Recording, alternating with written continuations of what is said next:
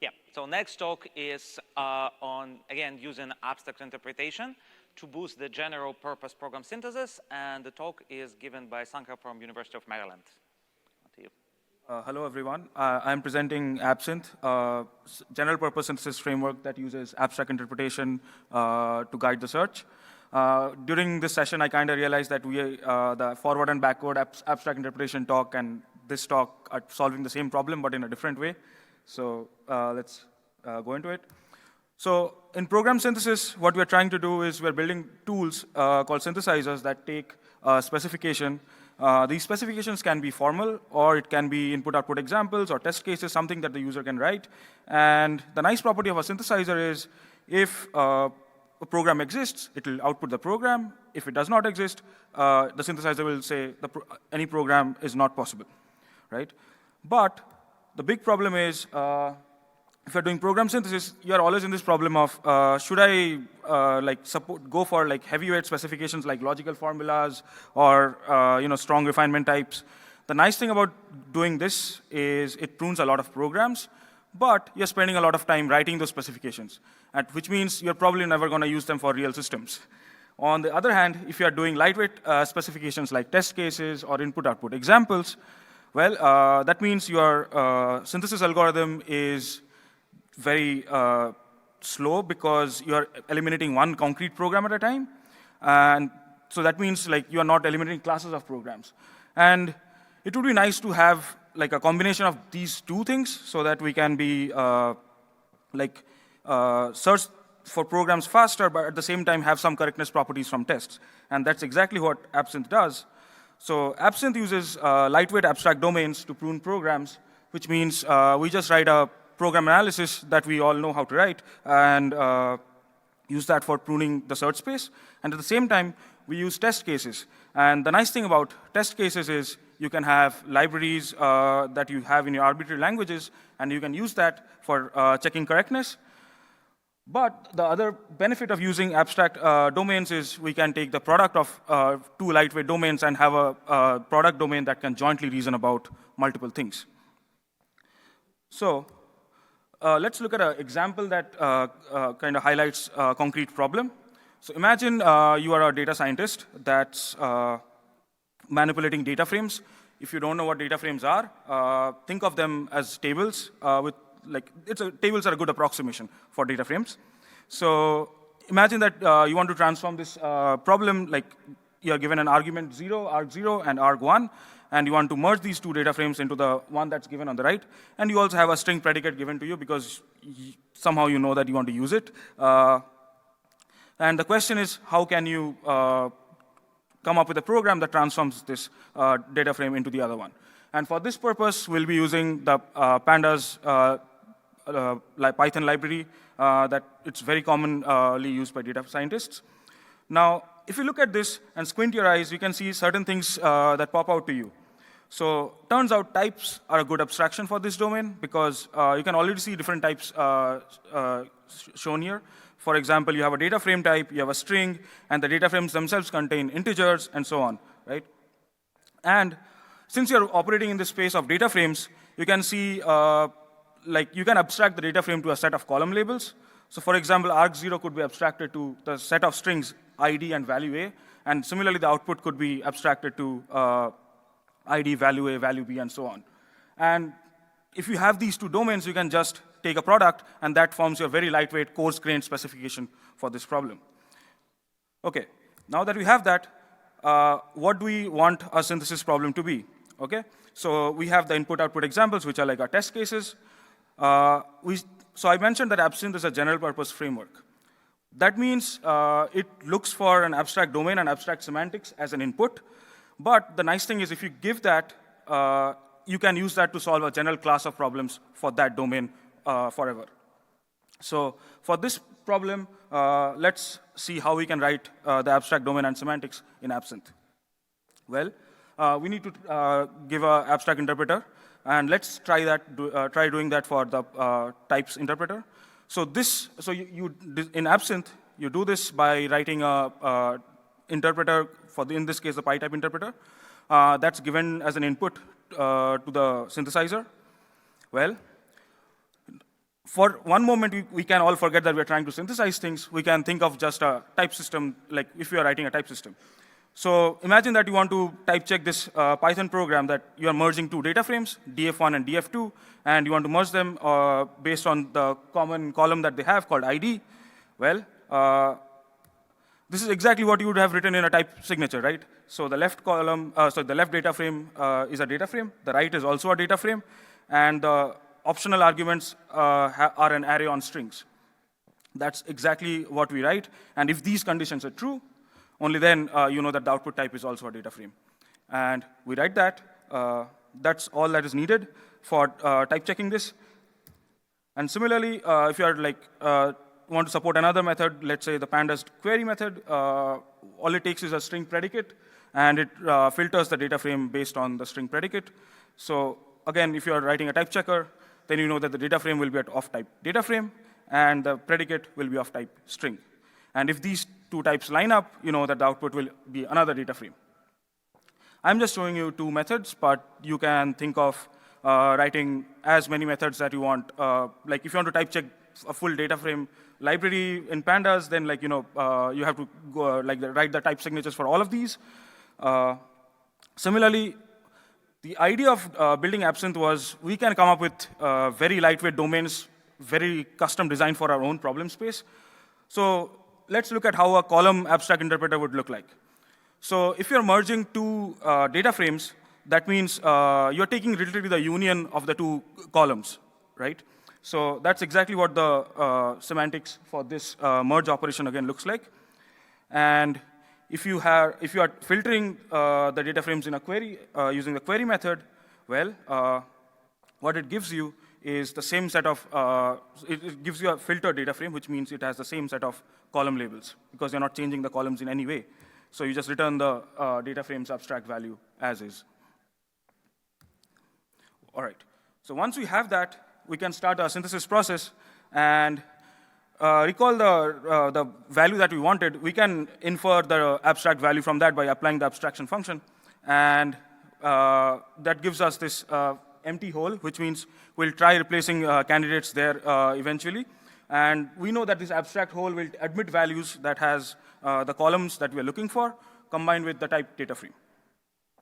Well, at each step, Absynthe tries to get values by applying the concretization function. Now, I'm showing the candidates C1 and C2 on screen, but these are never generated. These are the kind of values that are just eliminated out of the bat. Like, since if I generate them, they'll cause type errors, and they're basically not in the concretization set, so they are not generated. So we only generate data frames that have the correct columns. So that leaves us with another partial program that is calling .query on some hole.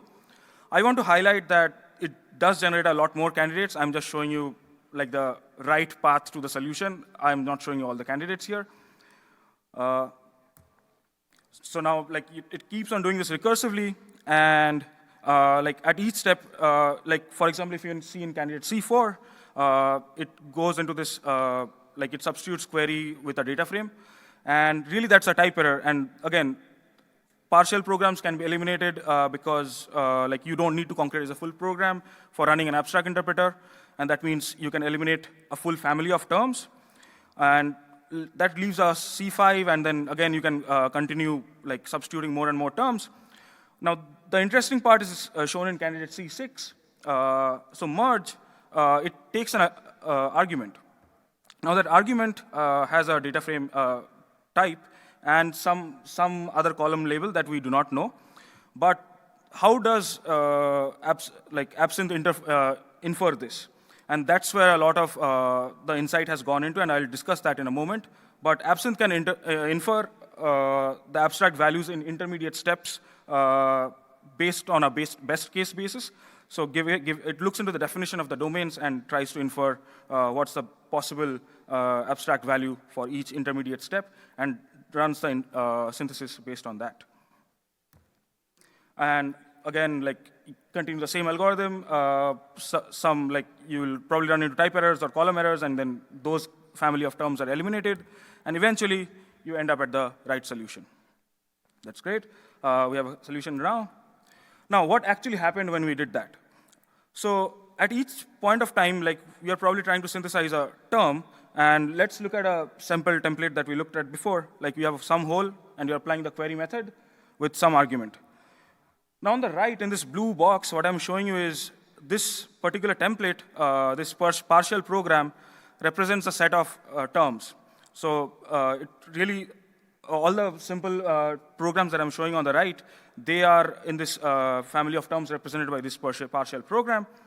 And whenever we concretize something in this partial program, what it does is it narrows down the search space with each concretization. And that means if we have narrowed down the search space, we can run the remaining candidates over our abstract interpreter, and we can do the reasoning over partial programs. Well, there's a problem. If we want to evaluate this term with an abstract interpreter, we need some abstract value for this whole too. And that means we have to infer something for whole two, and that's where Absynthe's advantage comes in. It looks into the definition of abstract domains. So really, if you think about it, there are different kinds of abstract domains, and that they really can be of three types. Either you have a finite abstract domain, so you have things like types. So very simple type systems like int, string, data frame, and you really have a finite set of types in that case. Or you could have a solver-rated domain like linear integer arithmetic, or that can be used for like representing string lengths and so on. Or you can have something very custom-made that doesn't fall into any of the other theories. For example, the columns domain that I had shown before. And for each of these, Absynthe specializes individually. So for finite abstract domains, it enumerates through the abstract values. That means it has to enumerate through only the values and not through all possible terms. That gives it an order of magnitude of speed up. For solver-rated domains, it can keep the abstract value as symbolic, evaluate it through the abstract interpreter. It gives us a symbolic value, and we can solve it and infer the abstract value for that whole. And otherwise, we can fall back on term enumeration gracefully, and the synthesis process continues. Now, we evaluated this using the Cygus strings benchmark. It's a benchmark that manipulates strings using integers and a few other string fragments. Now, I want to highlight a couple of things. So performance does not depend on the number of examples in Absynthe, because we really reason using only the abstract domains. Absynthe is fast, except for some pathological examples. By pathological examples, usually they are always like programs with very much nested calls. Like if you have the height of the AST very large, then only like it slows down. We use a variety of domains like string prefix, string suffix, string length, and so on. And if you give a very general spec like top, which means you're not really specifying anything, it does not eliminate any programs using the abstract interpreter. Now, I want to highlight another key thing of using the Absynthe approach. It's the same framework, but depending on the kind of domains you're using, the performance characteristic changes. So length, as I've shown here, is a linear integer arithmetic domain, which means we use a Z3 solver during each of these synthesis steps. So even though it eliminates a lot of programs, so as you can see, it tested only 6,000 programs in like 100 seconds. So even though it eliminates a lot of candidates, it's really slow in each of the steps. Whereas if you have a very general, very simple domain like suffix, it tested only 120,000 programs in like 47 seconds. So it's really fast if you are like operating in very simple domains. And the same framework allows you to explore the cost-benefit spectrum. To test that our framework is actually general purpose, we synthesized programs from the AutoPandas benchmark. This is a benchmark suite that was used, that has only been tested using deep learning-based tools before. So nobody has written any formal semantics, because honestly, it's very hard to write formal semantics for Python using pandas libraries. So what we did is we wrote the same coarse-grained semantics that I had shown in the beginning of the talk. So types and column labels, and we could solve the same number of benchmarks as AutoPandas. That's 18 out of 26. The green highlights here means Absynthe solve these benchmarks which AutoPandas could not. And the red highlights mean Absynthe could not solve these, but AutoPandas solved it. And we used the same type and column labels domain that we used. So in conclusion, abstract domains are very good at pruning the search space. And we used, our framework uses abstract interpreters as an input to guide the search. And in the intermediate steps, our framework can infer the holes using the abstract semantics, and the formal rules are given in the paper. And we can solve autopandas using simple abstract semantics, and we do not need any GPUs, and really the testing was done on a 2016 MacBook Pro, so consumer-grade hardware, very old. The code is available as open source. Please try it out. Thank you.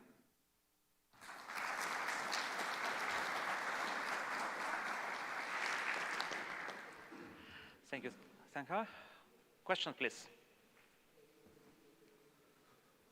Hi, I have a question that you use the abstract interpreters to prune the search space based on some errors, right? And when there's no errors, you begin to enumerate the solutions.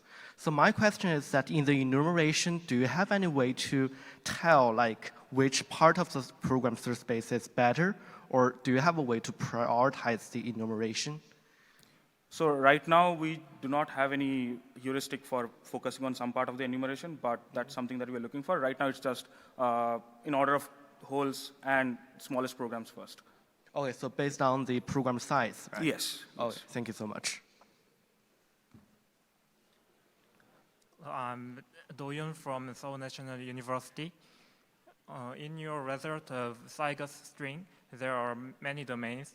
Is the length or suffix domain? The domains are automatically picked or not? Sorry, can you be a bit louder?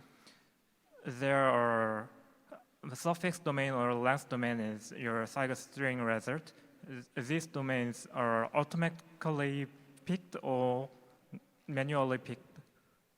So Does the synthesizer automatically pick the right domain or not? No. So that was selected by me, and honestly, it does require some insight to go into that, and we're looking for ways to infer what is the best approach for inferring those domains based on the input-output examples.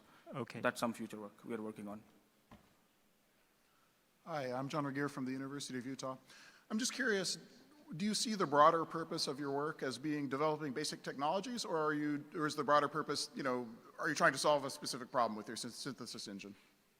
So the broader purpose is to kind of have a general purpose way of defining domains and not really rely on solvers for doing the reasoning.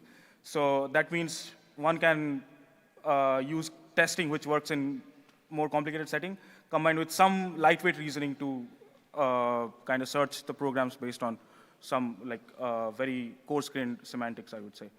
So the first one? Yeah. Okay. Hi, Kazra from University of California in San Diego. Thanks for the great talk. I had a couple of quick questions. One was for the AutoPandas benchmarks. What was kind of the size of your, components that you defined the abstract semantics for? Do you remember? So that was, I think, around 100 methods from pandas, yeah. All right, awesome. And then the second one was, you briefly, I think, mentioned something about it a couple of questions ago, which is that, as you mentioned in the talk as well, most of the sort of abstract semantics that you were defining were pretty coarse. And it seems like, especially given that you're also working with concrete values, you might be able to automatically derive them for a given domain. Have you, can you talk a little bit about how you consider that? So you mean the abstract specification or the abstract semantics itself? One, the other, or both? So semantics means you need to, if I infer something, that will be from the concrete values, and it might not be correct based on the input-output examples you give for inferring that. So some human needs to go and check. But we already infer for the abstract specification. For example, in the AutoPandas benchmark, no abstract specifications were given. It was only input-output examples, and we inferred that. The abstract from sorry, I meant the abstract domain, rather, like things like type information. Oh, the domain, yeah, again, that's future. What is a good domain to represent a class of problems? Yes, honestly, I don't have a good answer except staring at the problem for some time. Thank you. Yeah. Last question. Hi, thanks for the talk. Kieran from NUS. So you briefly mentioned this at the start of your talk. This is kind of the other earlier talk about abstract interpretation kind of also does something similar. So I guess the natural question is kind of, can you comment a bit more on the relation? Are there some ideas from there that inspired you that you could integrate? Or yes, yeah. Thanks. So I think like the previous talk was about using backward abstract interpretation explicitly, and maybe there's some more power by using like a full-fledged backward approach. What I do is, like the backward approach is ultimately aiming to infer like the value of the abstract holds for the intermediate steps. And I am doing that in a different way when I'm synthesizing the candidates. So maybe there's some way like integrating that with this approach might help, but that's future work, yeah. I see. Thanks. All right, let's thank Sankha again.